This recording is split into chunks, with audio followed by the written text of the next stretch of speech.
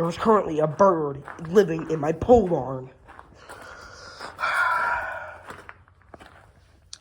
Eggs right there. There's 4 of them. Little tiny sparrow about like that big. Just going wild everywhere in here. I don't know where it is,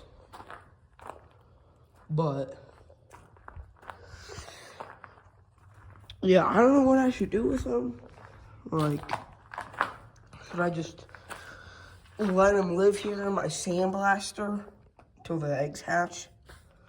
Or should I get it, then put the eggs in the incubator, and then let the bird run free?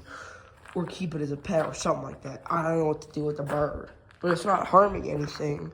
It's not ripping anything up. It's not digging into seeds because it goes out the bottom of the door over there.